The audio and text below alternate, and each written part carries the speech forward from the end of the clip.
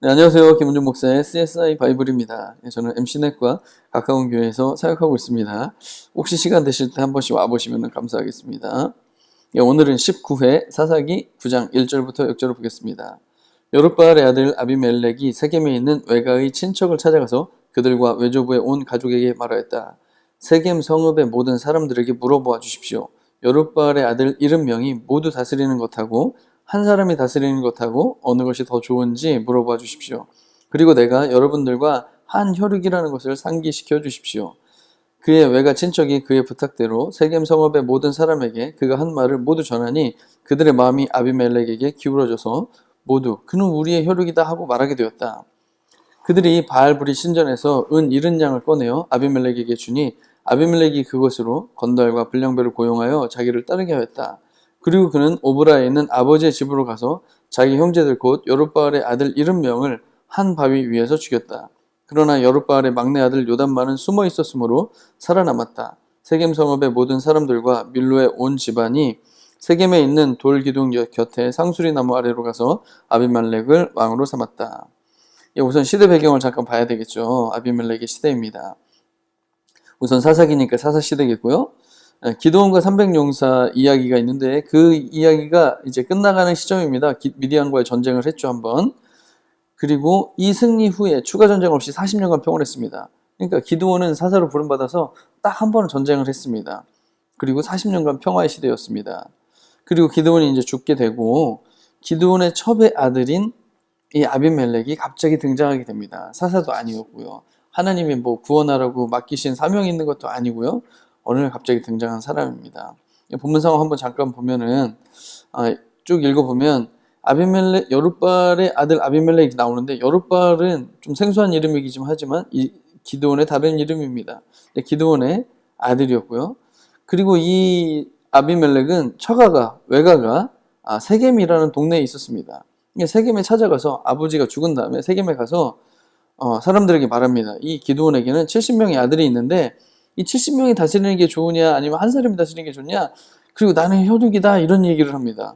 그러니까 사람들이 혈육이라고 막 이렇게 좋아하게 되고 지원을 해줘서 이 세겜 사람들이 지원해줘서 건달과 불량배를 고용해가지고 이 기드온의 아들 70명을 한 번에 다 죽입니다. 그리고 왕으로 됐다는 거예요. 자, 과정이 아주 못되고 악한 일이죠. 근데 뭔가 이상해 보이는 부분을 한번 먼저 찾아봐야 되겠습니다. CSI 바이블이니까요. 뭔가 이렇게 용납이 안 되는 부분들 혹시 있지 않았나 한번 생각해 보시기 바랍니다. 물론 이 과정에서 무척 악한 일이 벌어지고 말도 안 되는 일이 벌어진 것 같지만 제게 조금 뭔가 이상하다고 느껴진 부분은 바로 여기 빨갛게 표시해 놓은 부분입니다. 아비멜렉을 왕으로 삼았다는 부분입니다. 이게 왜 이상하냐면 지금 시대가 어느 시대냐면 이 사사시대이지 않습니까? 사사시대가 지나야 비로소 왕정시대가 되고, 왕정시대는 사울왕이 세움을 받고 그 다음에 다윗왕 이렇게 해갖고 왕위가 쭉 흘러가는 왕정시대가 되었고, 지금 사사시대는 신정통치시대라고 할 수가 있습니다. 하나님이 통치하시는 시대고 필요에 따라 사사들이 잠깐씩 일어나서 구원을 베푸는 어떤 그런 시대였기 때문에 이스라엘 민족에게는 이런 왕의 제도 자체가 없었던 시절이었습니다. 그러니까 물론 주변 나라들은 왕의 제도가 있었습니다. 그러나 이스라엘 민족 내에서는 우리는 하나님이 직접 왕으로서 다스리시는 나라라는 공감대가 다 가지고 있었고, 그거에 누구도 이의를 제기하지 않는 시대였는데 어느 날 갑자기 이 아비멜렉이라는 사람을 왕으로 세웠다는 사실이 무척 이상하다는 것입니다. 그래서 게다가 또 왕이 되는 과정도 아까 살펴봤지만 얼마나 잔인합니까? 이 세겜에 있는 외가를 통해서, 그리고 건달과 불량배를 고용해서 한 번에 그 특별히 자신들에게 이 평화를 선물해준 기드온의 아들들 70명을 죽이고 왕으로 등극하는 이런 과정인 거죠. 그래서 참 이상한 부분은 이런 악한 왕의 출현을 가능하게 만든 여건들이 혹시 있지 않을까 하는 것입니다. 왕이라는 것 자체도 이상했고, 그리고 이런 한 사람이 갑자기 나타나서 기드온이라는 사람이 죽었을 때 어떤 약간의 혼란기를 그냥 무자비하게 정권을 잡는 그런 일이 어떻게 일어나게 되었을까 하는 것입니다. 뭐 그런 걸 중심으로 한번 보려고 합니다. 이런 일이 벌어지는 데 있어서는 분별력이 없이 선동되는 사람들이 있었다는 것을 얘기해 줍니다. 이 부분은 지금 누가 이야기하고 있는 거냐면 요담이라는 사람이 이야기하는 건데, 요담은 기드온의 아들인데 많은 이 70명의 아들이 죽는 중에 유일하게 살아남은 아들이죠. 이 아들이 이 세겜 사람들을 책망하면서 하는 이야기입니다. 뭐라고 얘기하냐면, 비유를 들어서 이야기하는데, 나무들이 기름을 부어 왕을 세우려고 내가 우리의 왕이 되어라 라고 하면서 돌아다닌다는 것입니다. 근데 올리브 나무가 말하기를, 대답을 합니다. 왕이 되어라 그랬더니, 내가 어찌 하나님과 사람을 영화롭게 하는 이 풍성한 기름 내는 일을 그만두고 가서 다른 나무들 위에서 날뛰겠느냐? 이 왕이, 좀 표현이 그렇습니다. 그랬더니 이제 또 무화과 나무에게 가서 너 왕이 되라 그랬더니, 내가 어찌 맛있는 과일 맺기를 그만두고 가서 왕이 되겠냐? 이런 얘기를 하는 거고, 포도나무에게 또 가서 왕이 되라 그랬더니, 내가 하나님과 사람을 즐겁게 하는 포도주 내는 일을 그만두고 가서 어떻게 다른 나무 위에서 날뛰겠느냐? 그래갖고 결국 가시나무한테 가서 너 왕이 되라 그랬더니, 가시나무가 대답합니다. 와서 나의 그늘 아래로 피하여 숨어라. 그렇게 하지 않으면 이 가시덤불에서 불이 뿜어 나와서 레바논의 백향목을 살라버릴 것이다. 이렇게 하면서 결국에는 이 가시나무 같은 사람을 왕으로 세웠다고 지금 요담은 책망하는 것입니다. 정말 올리브 나무처럼 뭔가 좋은 점이 있거나 무화과 나무처럼 또는 포도나무처럼 뭔가 정말 잘하고 유익을 주는 그런 사람이 왕이 된 게 아니라, 가시덤불에서 불이 뿜어 나와서 괴롭히게 할 정도로 그런 사람을 네가 아무 생각 없이 왕으로 세웠다라고 책망을 하는 것이죠. 뭔가 어떤 사람이 옳은지 분별을 못한다는 것이죠. 분별력을 상실했다는 것을 얘기를 해주는데, 사실 여러분, 분별력 상실한 거는 별거 아닌 문제인 것 같지만, 분별력을 상실한 사람들이 어떻게 되기가 쉽냐면 악한 자에게 이용당하기가 딱 좋은 것입니다. 뭔가 착해요. 순수해요. 그런데 분별력이 없어요. 그러면 이런 사람들은 누가 가볍게 조종을 해서 지 하고 싶은 대로 이용해 먹기가 딱 좋은 그런 사람들인 것이죠. 이런 사람들이 지금 세겜에 잔뜩 있었다는 거고, 그 다음에 혈연, 지연, 지역감정 같은 것입니다. 사람들이 말합니다. 그들의 마음이 아비멜렉에 기울어져서 모두 그는 우리의 혈육이다 라고 말하게 되었다는 거예요. 참 어이없지 않습니까? 이 사람이 얼마나 악한 짓을 할지도 모르고, 뭐 때문에? 그냥 단순히 혈연관계 때문에. 그런데 또 이런 일이 있은 후에 지금 세겜 사람들이 나중에 또 이 아비멜렉을 배반하게 되거든요. 반기를 듭니다. 근데 그때 또 등장한 사람이 누구냐면 에벳의 아들이라는 갈이라는 사람이에요. 이 사람이 또 이제 나와서 또 등장해서 뭐라고 선동을 하냐면, 우리 세겜 성읍 사람들이 어떤 사람들입니까? 왜 우리가 아비멜렉을 섬겨야 합니까? 도대체 아비멜렉이 누굽니까? 여룻바알의 아들입니다. 스불은 그가 임명한 자입니다. 그런데 왜 우리가 그를 섬겨야 합니까? 여룻바알과 그의 신복 스불은 세겜의 아버지 하물을 섬기던 사람들입니다. 예전에 그들은 우리를 섬기던 사람들인데 왜 우리가 이제 와서 섬기냐? 이렇게 하면서 슬쩍 지역감정, 우리 지역이 어떤 우수성, 이런 걸 좀 선동하면서 사람들을 또 이렇게 반대 세력을 모읍니다. 그러면서 나한테 좀 힘을 실어주면 내가 가서 이 아비멜렉과 싸우겠다. 이런 이야기를 또 하는 것이죠. 이 지역감정 이런 것들이 너무 통합니다. 혈연 이런 게 너무 쉽게 통해요. 그래서 이런 혈연, 지연, 학연, 지역감정 이런 게 너무 쉽게 통하는 분위기. 이것도 다른 말로 하면요, 자기 욕망에 눈이 멀어버린 사람들이라고 말할 수도 있는 것이죠. 얼마든지. 그러니 자기 욕망을 조금만 부추겨주면 이 사람들은 또 쉽게 움직이는 사람들이 되어지는 것이죠. 좀 안타깝습니다. 그리고 또 한 가지 더 중요한 게, 사실 이게 가장 중요한 건데, 기드온이 남긴 불씨입니다. 이런 사태가 일어나게 하는 데 있어서 기드온이 남긴 불씨가 있었습니다. 기드온이 훌륭한 사람이었던 것은 같지만 한번 살펴보면 또 그렇지 않은 면도 있습니다. 원래 기드온의 초심은 굉장히 괜찮았습니다. 8장에 보면 이렇게 됩니다. 그 뒤에는 언제냐면 지금 기드온이 300용사를 데리고 가서 전쟁을 승리하고 난 그 뒤에입니다. 이스라엘 사람들이 기드온에게 말하였다. 장군께서 우리를 미디안의 손에서 구하여 주셨으니 장군께서 우리를 다스리시고 대를 이어 아들과 손자가 우리를 다스리게 하여 주십시오. 뭐래요? 벌써 대우가 달라졌어요. 장군이라고 막 불러줍니다. 그리고 우리를 계속 다스려 주시고 대를 이어서 아들과 손자가 우리를 다스려 주십시오. 얼마나 좋은 분위기입니까? 막 왕으로 떠받들어주는 그런 분위기 같아요. 그런데 기드온이 뭐라고 대답합니다. 나는 여러분을 다스리지 않을 것입니다. 나의 아들도 여러분을 다스리지 않을 것입니다. 오직 주님께서 여러분을 다스리실 것입니다. 신종 통치를 정확하게 알고 있는 사람이에요. 하나님이 다스리는 겁니다. 나는 다스리는 사람이 아닙니다. 이 얘기를 해요. 초심이죠. 그리고 두 번째 초심이 있는데 그게 뭐냐면, 기드온은 이것들을 가지고 사람들에게 이제 뭔가 이 금고리 같은 걸 요구했습니다. 그래서 그걸 가지고 에봇 하나를 만들었습니다. 그런데 이게 자기가 사는 오브라의 성읍에 두었습니다.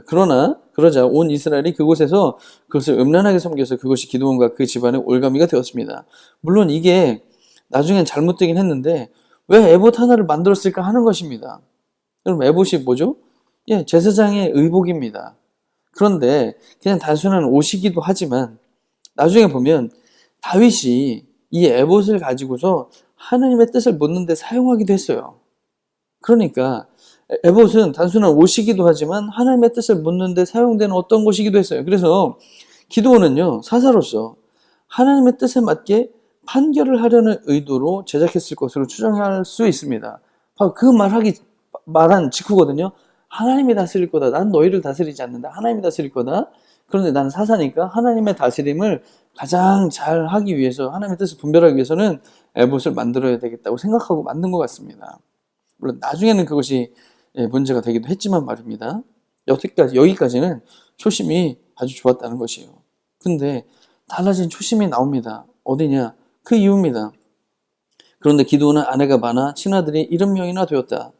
또 세겜에 있는 첩가의 사이에서 아들이 하나 태어났는데 그 아들에게는 아비멜렉이라는 이름을 지어주었다. 여기 지금 본문에 등장하는 문제인물 아비멜렉이 태어났다는 건데 그 이름을 지어준 사람이 기드온인 거죠.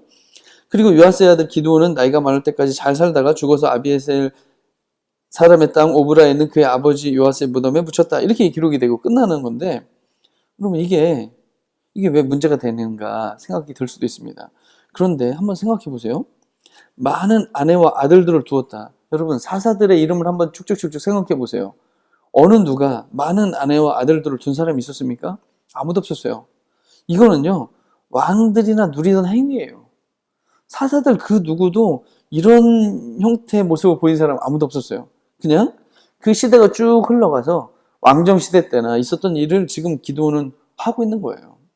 게다가 아비멜렉이라고 이름을 지어주었다고 그랬는데 아비멜렉의 이름이 뜻이 뭐냐면 나의 아버지는 왕이시다 이런 뜻이에요. 아들을 낳아서 아들에게 이름을 지어줬는데 나의 아버지는 왕이시다 이런 말이라는 거예요. 즉 내가 왕이야 라는 거를 말하는 거죠. 아들에게.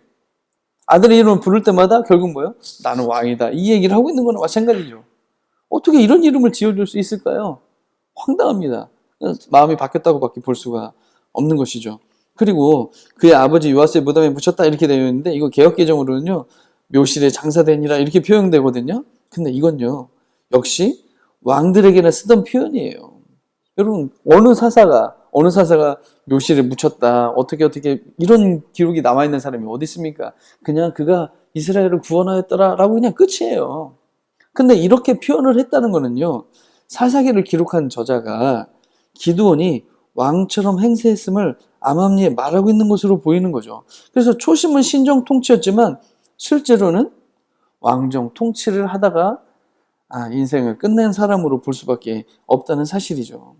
그래서 아비멜렉은 기드온의 이 모습을 보면서 기드온을 왕처럼 인식했을 가능성이 크고 이름부터가 그러니까요.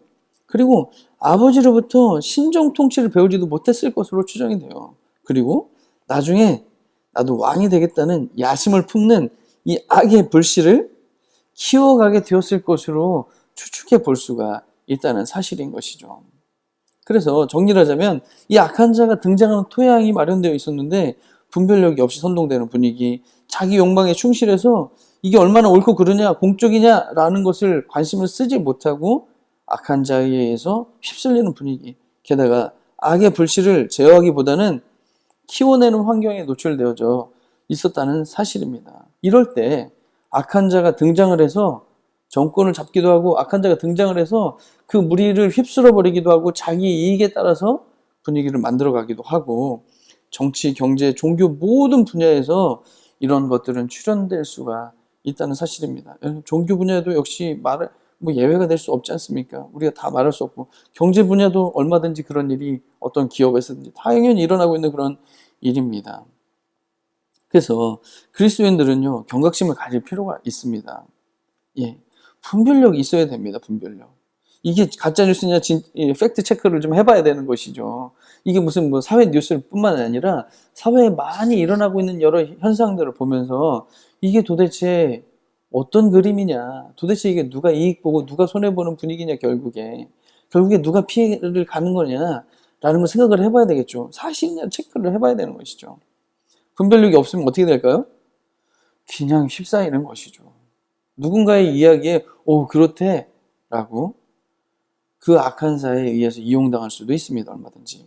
그리고 학연, 지연, 혈연 이런 걸 신경 쓸 게 아니라 무엇이 옳은가, 공정한가, 그것이 과연 공공성이 있느냐, 공공의 이익을 주는 것이냐, 이게 나의 개인의 이익의 문제이냐, 아니면 전체가 같이 공존할 수 있는 문제냐, 이런 생각들을 그리스도인들은 경각심을 가지고 할 수 있어야 되지 않겠냐는 것입니다. 그리고 성공이냐 섬김이냐, 우리는 이 서서평이라는 영화를 통해서 정말 감동적으로 이 이야기를 들었습니다. 그런데 그런 이야기를 우리가 접하면서도 우리 속에 성공에 대한 추구가 얼마나 강한가. 스스로 하나님처럼 되려고 하는 인간은 타락 이후에 자기를 하나님처럼 여기면서 그것을 성공이라는 이름으로 뭐 물질적인 성공, 사역적인 성공, 어떤 권력의 성공, 이런 모든 것을 그런 방식으로 합리화하는 그런 생각들을 가지고 있습니다. 이거 굉장히 위험한 불씨라는 거죠. 근데도 불구하고, 그런 불씨를 가지고 있음에도 불구하고 그거를 철저한 자기 부인으로 가지 못하고 이런 성공에 박수 쳐주고 이런 성공을 조장하는, 요구하는 그런 문화 속에 또 살고 있는 것도 계속해서 경각심을 가져야 됩니다. 뭐 많은 것을 이야기할 수 있지만 몇 가지만 짚어봤습니다. 자, 그래서 생각해보고 성찰해봤으면 좋겠는 부분을 한번 나눠보겠습니다.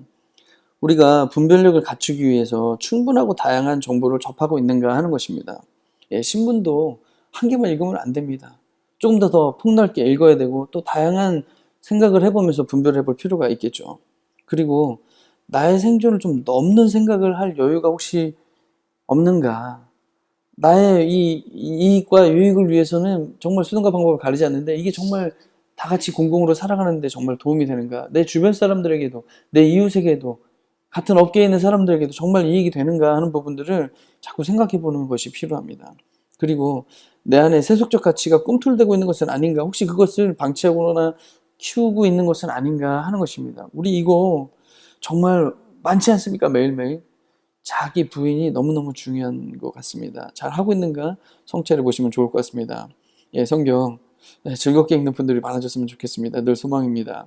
댓글과 좋아요, 구독하기도 부탁드리겠습니다. 오늘 여기서 마치겠습니다. 감사합니다.